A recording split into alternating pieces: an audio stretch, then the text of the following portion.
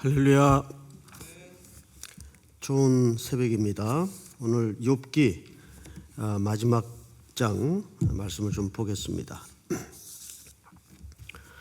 욥은 42장 전체에 걸쳐서 우선 하나님의 그 부당한 대우, 부당한 처사에 대해서 반해 자기의 생생한 고난이 왜 있어야 되는지 도무지 이해할 수가 없었습니다.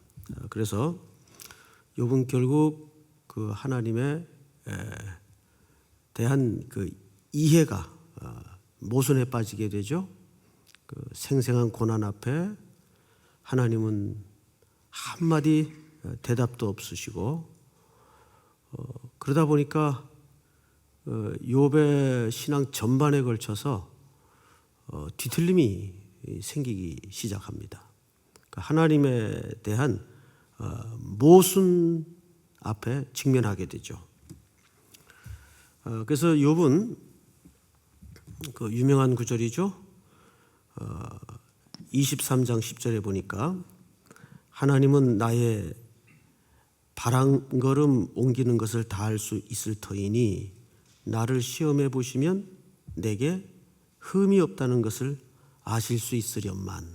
유명한 구절이죠. 이 질문을 계속해서 쏟아내죠. 나중에 뒤에 나오지만은 하나님은 욥을 가리켜서 아주 재밌는 표현을 써요. 두 가지로. 첫째는 늘 탓하는 자, 두 번째는 트집 잡는 자, 이렇게 표현을 씁니다. 우선 욥기 9장 20절을 한번 띄워주세요. 같이 한번 읽어볼까요? 시작. 가령 내가 의로울지라도 내 입이 나를 정죄하리니 가령 내가 온전할지라도 나를 정죄하시리라. 이 본문 어떻게 이해하셨어요? 욥이 하나님에 대한 지금 생각의 단면을 잘 설명하고 있습니다. 이런 뜻이에요. 이제 그분은 내가 의로울지라도 내 입이 나를 정죄하리니 내가 가령 온전할지라도 나를 정죄하시리라. 하나님에 대해서 단단히 뭔가 뿔이 나 있는 거예요. 욥의 큰 두 가지 그 프레임을 성경 기자는 그대로 드러냅니다. 어떠세요? 꼭 우리 속에 그 웅크리고 있는 모습 한 명 같지 않습니까? 이제 뭐 그분은 설령 내가 의로울지라도 내 입이 나를 정죄하겠다. 그리고 가령 내가 온전할지라도 나를 정죄하시리라. 그러니까 풀어 설명하자면 이런 거죠. 뭐 아무리 열심히 교회에서 선교 다니고 신앙생활 해봐야 돌아오는 거는 끊임없는 고난이고 뭐 되는 일도 없고 뭐 비슷한 얘기예요. 또 한 구절 좀 볼까요? 띄워주세요. 한번 같이 읽어보십시다. 시작. 누구든지 나의 변명을 들어다오 나의 서명이 여기 있으니 전능자가 내게 대답하시기를 바라노라. 나를 고발하는 자가 있다면 그에게 고소장을 쓰게 하라.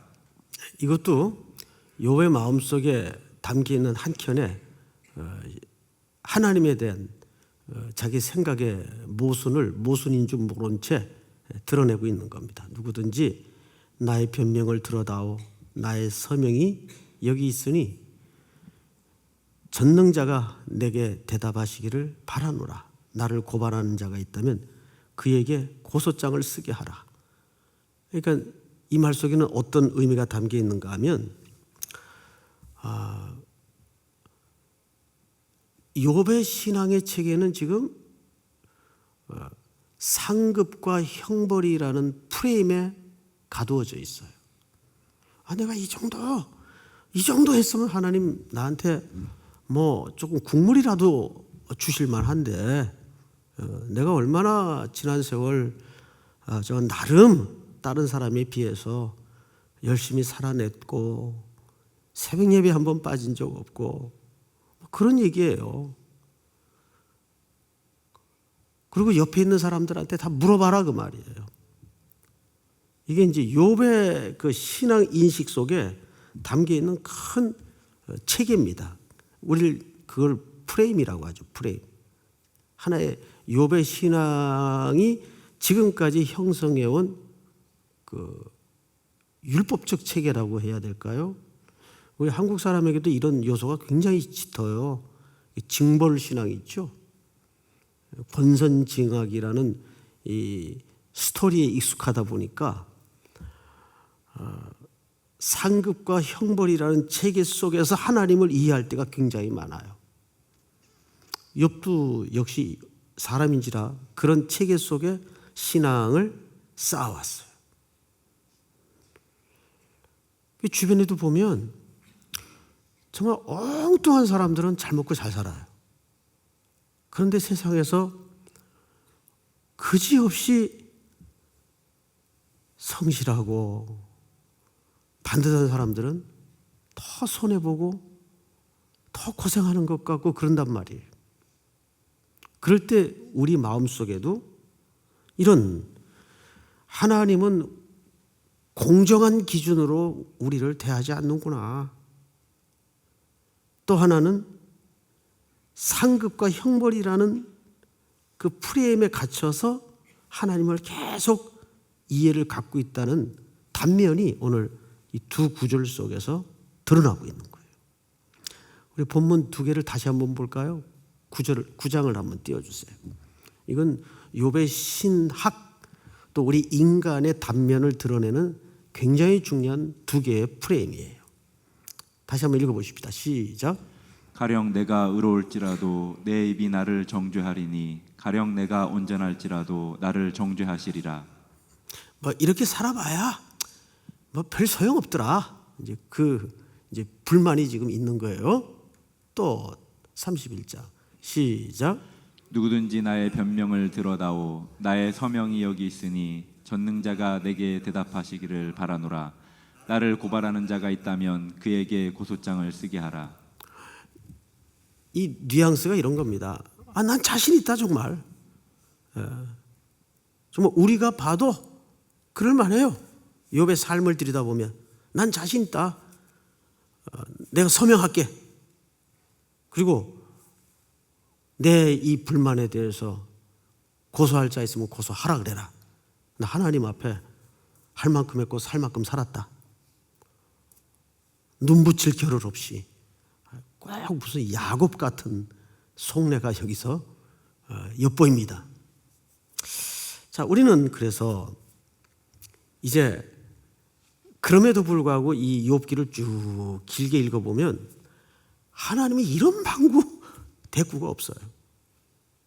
그냥 욥의 세 친구하고 욥하고 지네들끼리 난리가 난 거예요 지금. 사실 욥기 전체는 뭐 하나님이 어떻니? 야 네가 그러니까 그렇지 이러고. 근데 하나님은 아무 얘기가 없어요.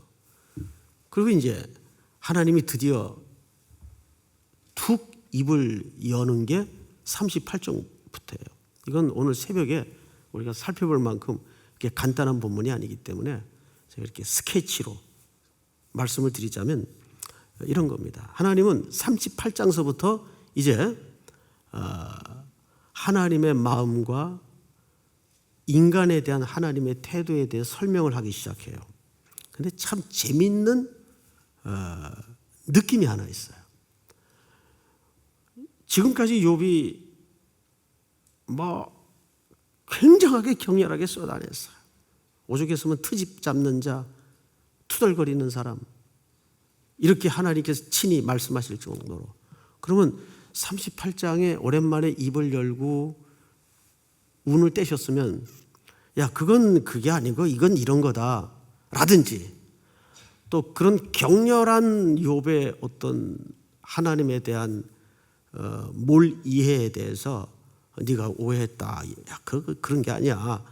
이렇게 좀 그 대꾸를 해주면 이야기가 훨씬 좀 이해하기가 쉬운데 일체 그런 불평과 투덜거림에 대해서 하나님이 대꾸가 없고 전혀 저 욥의 이 격렬한 생의 문제, 겪고 있는 고난의 내용들에 대해서 일체 언급이 없고 아주 저 멀리 떨어진 얘기를 해요. 욥아, 내가 질문 하나 할게. 너 내가 얼마나 아름다운 존재인지 아니? 내가 만든 이 세상이 얼마나 웅장하냐?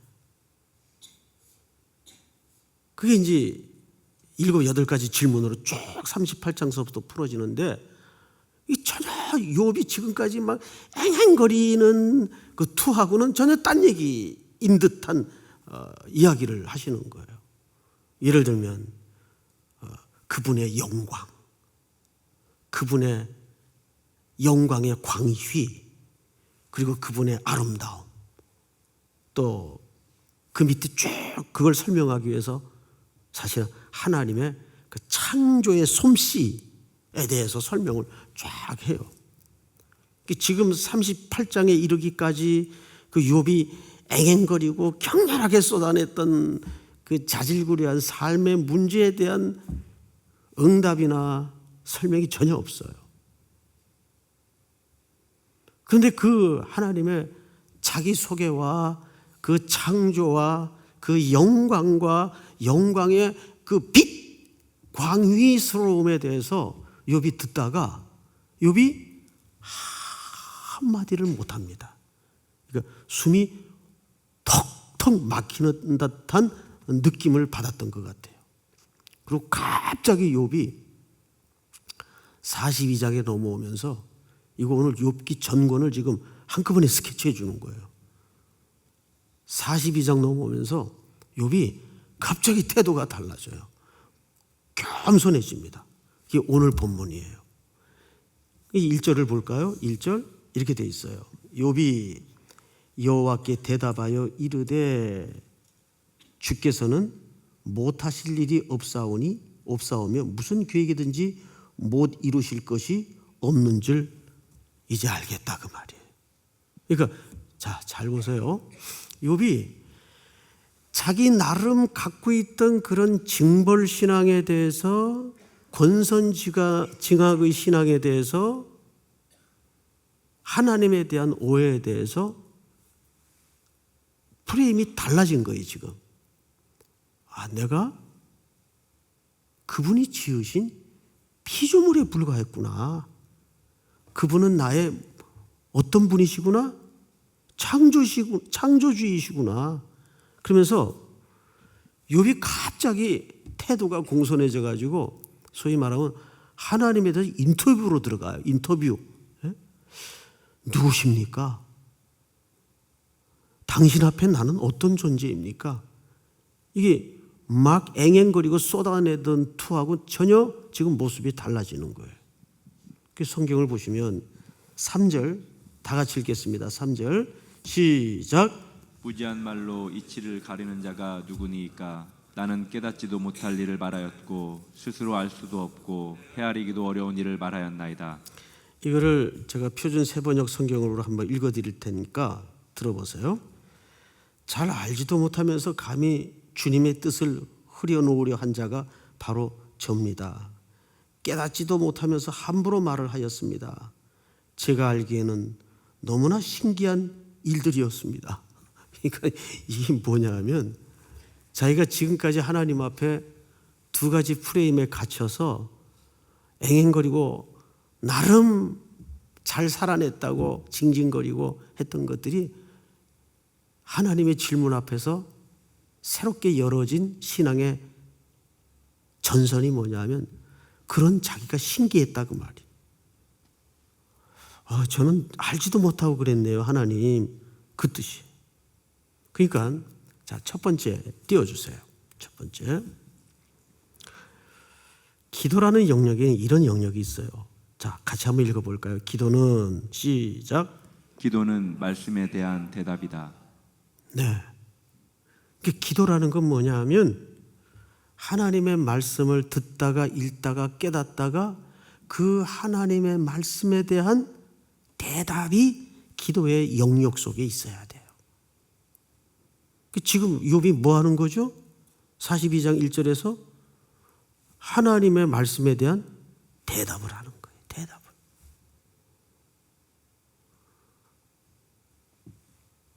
두 번째 띄워주실까요? 두 번째 2번 다 같이 시작. 기도는 내 생각을 바꾸는 것이다. 보세요. 6절을 보시면 4절부터 쭉 읽어드리겠습니다. 내가 말하겠사오니 주는 들으시고 내가 주께 묻겠사오니 주여 내게 알게 하옵소서. 내가 주께 대하여 귀로 듣기만 하였사오나 이제는 눈으로 주를 배움나이다. 이게 뭐예요? 신앙의 지경이 달라진 거예요. 과거에는 하나님의 공정한 기준으로 볼 때 자기 생각에 하나님은 공정히 행하지 않는 분 같아요. 자기처럼 하나님 앞에 성실하게 살아낸 자를 이렇게 하실 수 없단 말이에요. 또 하나님을 상급과 형벌의 체계에서만 바라봤어요. 그런데 하나님에 대한 창조주의 영광 앞에 새롭게 눈이 열어지면서 기도는 자기 생각을 바꾸는 거예요. 내가 전에는 하나님에 대해서 그냥 들었던 것이 잘못되었군요. 이제야 마치 보지 못하던 자가 눈을 떠서 보는 것처럼 하나님을 제대로 알겠습니다. 6절 다 같이 시작. 그러므로 내가 스스로 거두어 드리고 티끌과 제 가운데에서 회개하나이다. 이 말을 직역하면 방금 말씀드린 것처럼 이제 제 생각을 바꾸겠습니다. 그러니까 기도는 뭐죠? 내 생각을 바꾸는 게 기도예요. 제 생각을 하나님 바꾸겠습니다. 이게 사실 엄청난 고백이에요. 자, 첫 번째는 기도는 뭐다? 말씀에 대한 대답이다. 두 번째 기도는 내 생각을 바꾸는 것이다. 자, 그런데 세 번째가 좀 아리까리하고 애매모호합니다. 이 새벽에 혹 이해가 잘 안 되더라도 안 된 채로 그냥 가세요. 저도 사실 이 문제에 대해서 다 풀어진 건 아니에요. 그럴 때가 있더라고요. 뭐냐면 자, 세 번째 띄워주세요. 다 같이 시작. 기도는 가장 소중한 것을 돌려받지 못하는 것이다. 이게 무슨 얘기냐면 여러분 42장 10절을 좀 볼까요? 같이 읽읍시다. 시작. 욥이 그의 친구들을 위하여 기도할 때 여호와께서 욥의 곤경을 돌이키시고 여호와께서 욥에게 이전 모든 소유보다 갑절이나 주신지라. 이거를 단순히 중보 기도하는 팀들이 또는 중보 기도하는 사람들이 그러니까 남을 위해서 기도하면 하나님께서 그 기도한 자에게 복을 2배나 주신다. 이렇게 단순 논리로 접근해야 될 본문이 아니고 이 말은 욥이 친구를 위해서 기도했다는 것은 이런 뜻입니다. 친구들도 지금 자기하고 똑같았다고 말이에요. 자기가 하나님에 대해서 이해를 새롭게 가지다 보니까 38장 전까지는 그 엘리바스와 이 대표한 친구들과 함께 지들끼리 격렬하게 뭐 잘났니 못났니 얘기했단 말이에요. 그러니까 자기가 이렇게 커다란 차원에서 하나님에 대한 이해를 새롭게 갖자 누구도 부끄러워진 거예요. 친구들도 부끄러워진 거예요. 자기하고 똑같았거든요. 맞죠? 그래서 욥이 영역을 넓혀서 자기도 티끌과 재에 앉아 회개를 하지만 하나님 제 친구들도 용서해 주세요. 저하고 똑같이 잘 몰라서 그랬어요. 이 기도를 했다는 거예요. 그러니까 이것은 친구들의 문제가 아니라 욥을 비롯해서 누구의 문제입니까? 인간의 문제란 말이에요. 그렇게 회개를 하니까 하나님께서 공경을 돌이키셨어요. 그리고는 모든 소유보다도 모든 소유라는 건 지금 남아있는 게 없는데 그러니까 여기 모든 소유는 뭐죠? 싹 날아간 일순간에 하나님께서 사탄과 욥을 테스트하기 위해서 거두어 드렸던 그 모든 것이죠. 거기에 모든 것에 얼마를 더해줬다고요? 갑절. 이게 진짜 갑절인가 제가 비교를 해봤네요. 또 12절을 보니까 여호와께서 욥의 말년에 욥에게 처음보다 더 복을 주시니 그가 양 14,000과 1장을 비교해 보면 원래 양이 7,000마리였어요. 정확히 희한하게 이 숫자를 밝혀가면서까지 정확히 갑절을 주시네요. 또 낙타 6,000, 낙타가 3,000이었어요 원래. 정확히 갑절을 주시네요. 소 1,000결이 500결이었어요 원래. 1장 1절서부터 비교해 보면 이건 틀림없이 하나님이 말씀하신 대로 갑절을 주셨어요. 또 암낙이 1,000, 원래 500마리였어요.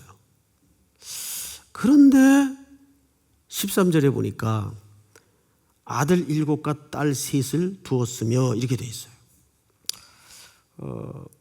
여러분, 아들 7과 딸 3은 원래 있던 숫자예요. 그러니까 이건 배가 된 겁니까? 안 된 겁니까? 예? 이건 그대로 원래 7이 있었고 원래 3이 있었어요. 그러니까 아들, 딸은 이름만큼만 되돌려 주신 거예요. 이름만큼만. 왜 그랬을까요? 짐승들은 다 곱빼기로 주셨는데 자녀만 이뤄진 숫자만큼 회복을 시켜주셨습니다. 여러분, 우리도 다 자식을 낳아보고 키워보지만 자식이라는 존재는 회복이 됐다고 잃어버린 자식이 그 슬픔과 괴로움이 회복이 되는 겁니까? 그런 거예요? 잠시 새로 탄생한 생명 때문에 잊어지기야 하겠죠. 하지만 그렇게 숨져간 아이들이, 자녀들이 하나 생겼네.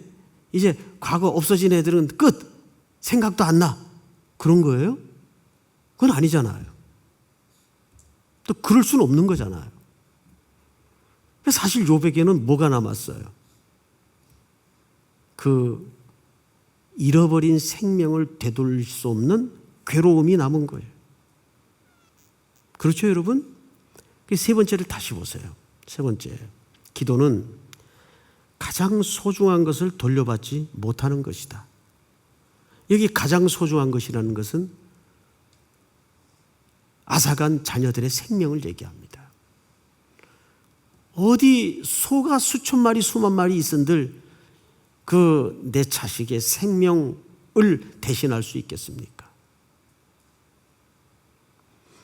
우리는 아직 왜 하나님은 이왕 돌려주시는 김에 그 죽은 자녀들을 차라리 부활을 시켜주신다든지